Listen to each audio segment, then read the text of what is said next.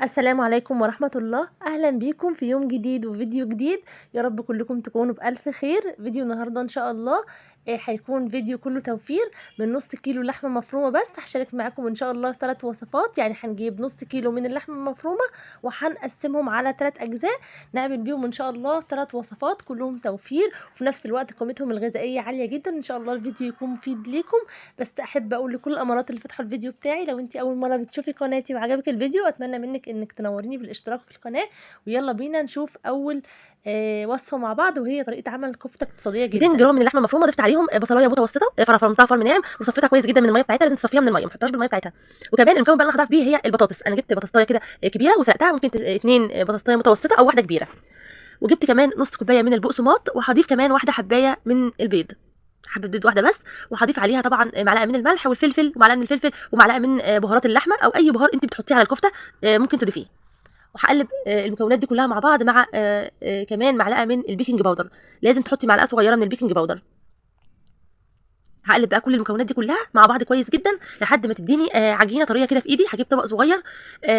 هبدا بقى دلوقتي ان انا اشكل الكفته. هجيب طبق صغير كده فيه شويه معلقه، حوالي معلقه من الزيت، معلقه كبيره، وابدا ان انا ابل ايديا بالزيت، وبعدين ابدا ان انا اشكل الكفته. بدات اخدها كده اعملها كور كده في ايدي، وابدا ان انا ابططها دواير كده، وبعدين احطها في الطبق. البطاطس مع البيض مع البقسماط مع اللحمه المفرومه عمل معايا كميه كويسه جدا من اللحمه. عملت معايا الكميه اللي قدام حضراتكم دي. طب انا هسويها ازاي؟ انا هسويها في الطاسه على البوتاجاز من فوق. انا جبت الطاسه وحطيت فيها زيت على نار متوسطه، مش على نار عاليه، لان هي فيها بطاطس فهتحمر معاكي بسرعه. عملت معايا الكميه اللي قدام حضراتكم دي. بدات ان انا اخدها بقى واحطها في الطاسه في الزيت على نار متوسطه علشان ادي فرصه للحمه انها تستوي معايا. وبغطيها، يعني انت بتحطيها كده في الزيت وبعدين تبداي ان انت تغطيها حوالي دقيقه او دقيقتين، وتشيلي الغطا وتبداي ان انت تقلبي فيها. ما تنسيهاش خالص لانها بتحمر بسرعه، بس لازم النار تكون متوسطه. بدات بقى هنا وانا بحمرها اعمل الرز اللي انا هعمل معاه رز اصفر، مش رز بسمتي خالص، لا رز مصري. جبت بصلايه صغيره كده، حطيتها في الزيت على النار، وبدات ان انا اشوح البصله. هاعمل معاكم الرز ده بطريقه سهله جدا، انا باحب جدا اعمله والطعم مع معاها الكفته كمان بيبقى حلو جدا. بدات بقى دلوقتي ان انا احمر البصله كده لحد ما تبدا تصفر معايا. هبدا اضيف عليها البهارات. البهارات عباره عن معلقه صغيره مليانه من الكركم، وكمان هحط كمان معلقه من الكاري، معلقه صغيره من الكركم ومعلقه صغيره من الكاري. وهبدا ان انا اقلبهم مع البصله على النار علشان يبداوا يطلعوا الريحه معايا. اي بهارات هتقلبيها مع البصله على النار بتبدا تطلع ريحتها على طول. بعد كده هضيف بقى كميه الرز، وهحط له الميه بتاعته ومعلقه كمان من الملح، وهقلب التقليبه دي بس كده. مش هضيف اي اضافات تانية خالص. لو عايزه تحطي شويه من القرفه، حوالي ربع معلقه من القرفه الناعمه، هتديكي على فكره طعم حلو جدا للرز. بس كده. وحطيت الميه وسبتها، سبت الرز بتاعي يشرب الميه بتاعته كده على النار.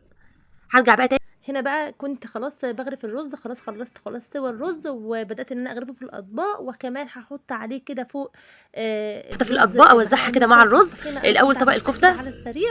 الكفته طلع حلوه جدا على فكره، وصفه حلوه جدا. والبطاطس كمان طعمها مش باين فيها خالص، يعني هما مش هيحسوا اساسا ان هي فيها بطاطس. هنا كنت بوريها لكم من جوه ان هي قد ايه هي مستويه وكمان هشه.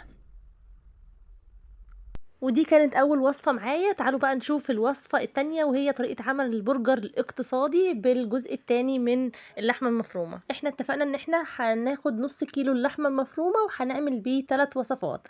دي بقى الوصفة التانية معايا. اعمل العجينه بتاعه البرجر بتاعي. انا هزود كميه اللحمه المفرومه بالحمص. انا كنت نقع الحمص ده، حمص الشام العادي، بنقعه قبلها وبسلقه وبس بسيبه عندي في الفريزر في كيس. لما بحتاج منه باخد. خدت منه شويه كده، وكان عندي حوالي 200 جرام من اللحمه، يعني اقل من ربع كيلو من اللحمه المفرومه.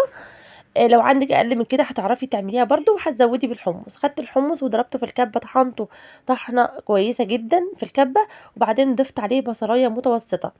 وبدأت ان انا اطحن البصل والحمص مع بعض في الكبة، طحنتهم كويس جدا. وبعد ما انطحنوا كويس نزلت عليهم باللحمة المفرومة، ونزلت عليهم بالبهارات، ملح وفلفل اسود وبابريكا وجنزبيل وبهارات لحمة. طبعا لو عندك بهارات البرجر ماشي. انا حطيت بصراحة، ضفت البهارات اللي كانت متوفرة عندي، لان انا زي ما قلت لكم هعمله اقتصادي جدا وعلى قد الايد، مش عايزة اكلفه. بعد كده بدأت بقى إن أنا أطحن الكلام كله مع بعضه، كل اللحمة مع البصل بقى مع الحمص. أنا ما كترتش البصل ولا الحمص عشان مش عايزة أضيع كمية اللحمة. هو الحمص عموما حتى لو كترتيه هو طعمه مش بيبان، هو بيديكي قيمة غذائية عالية جدا، لأن الحمص مفيد جدا. وفي نفس الوقت انت مش بتحسي بطعمه لما بتكتري بيه اللحوم. كمية البصل بلاش نكتر البصل على فكرة. ضفت كمان قبل ما اطحن ده كله مع بعضه معلقتين من النشا. بعد ما طحنت كله مع بعضه بقى، بدأت ان انا اكور العجينة بتاعة البرجر بتاعتي. بدأت اجيبها كده وابدأ ان انا اكورها. طلعت معايا بالظبط 11 كورة. بدات بقى ان انا اشكلها تعمليها وهتشيليها عندك في الفريزر، تبقى الوجبه دي محتفظه بيها للمدارس. طبعا مش بقول ان احنا ناخد في السندوتشات بتاعه المدارس لحوم، لا طبعا، انا بقول ان احنا ممكن نعملها كوجبه للولاد ايام المدارس بعد ما يجوا من المدرسه وقبل الدروس، بتبقى وجبه خفيفه جدا وفي نفس الوقت مغذيه. بدات هنا بقى ان انا اشكل عجينه البرجر. انا جبت الغطا بتاع البرطمان وحطيت عليه كيس، فردت عليه كيس كده بتاع ثلاجه، وبدات اخد كل كوره واغطيها بالكيس وابدا ان انا افرد البرجر بالشكل اللي قدام حضراتكم ده، وحدات البرجر، وبدات ان انا احطها في طبق برده مفروض عليه كيس علشان ما يلزقش في الطبق او في الصينيه اللي انت هتحطيه.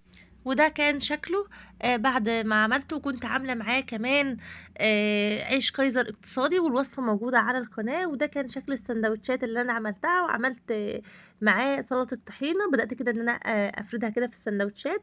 وجبه خفيفه ظريفه، وتعتبر من الوجبات اللي احنا بناكلها بره. حلوه جدا لو انت عملتيها في البيت بطريقه اقتصاديه. يلا بينا نروح للوصفه الثالثه والاخيره معاها من اللي بتبقي معايا من نص كيلو من اللحمة المفرومة. فاحنا هنقول مثلا حوالي 150 جرام من اللحمة او 200 جرام من اللحمة المفرومة. اعملي كمية اللحمة وعندي بصله اللي انت مفرومه عايزاها. بس متوسطه، وعندي كمان وصفة حزمه من داوود باشا هي الكزبره من كفتة داوود الخضراء، باشا، هي من وعندي الوصفات بهارات اللي ما هقول لكم بتاخدش عليها لحمة مفرومة دلوقتي. انا كتير. هقلب البهارات كلها مع بعض، عباره عن ملح وفلفل معلقه صغيره من كل دول، وقرفه وجنزبيل، ومعلقه صغيره من السبع بهارات، ونص معلقه من الكمون. هقلب كل البهارات مع بعضها وهنزل بيهم على اللحمه والبصل والخضره، بس هسيب معلقه صغيره بس من البهارات هي اللي مش هحطها على اللحمه. هقول لكم دلوقتي هنعمل بيها ايه.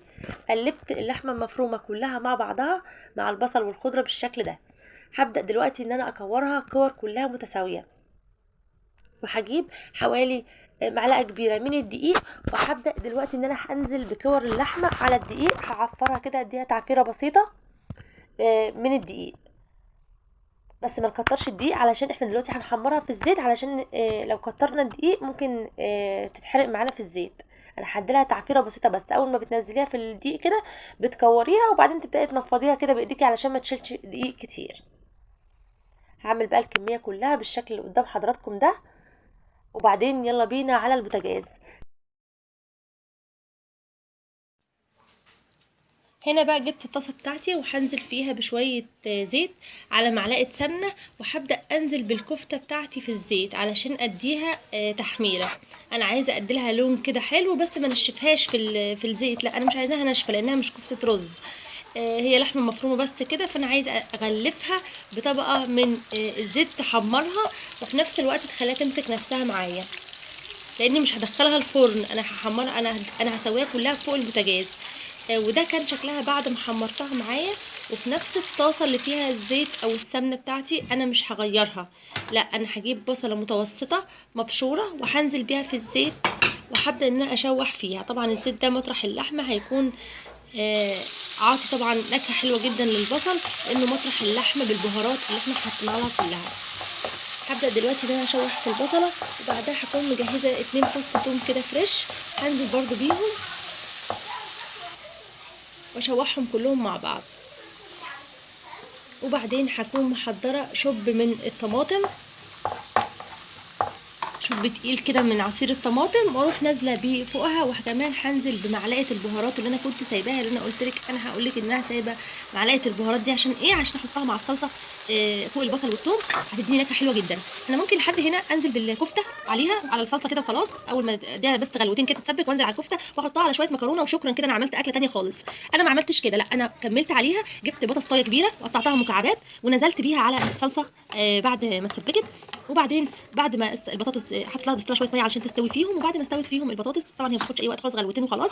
بدات ان انا اضيف الكفته بتاعتي مع البطاطس وهدي لها غلوتين كده، وهظبط ملحها وخلاص كده الاكله جاهزه وتمام. بس انت ما تسيبهاش على النار كتير علشان ما تهريش منك.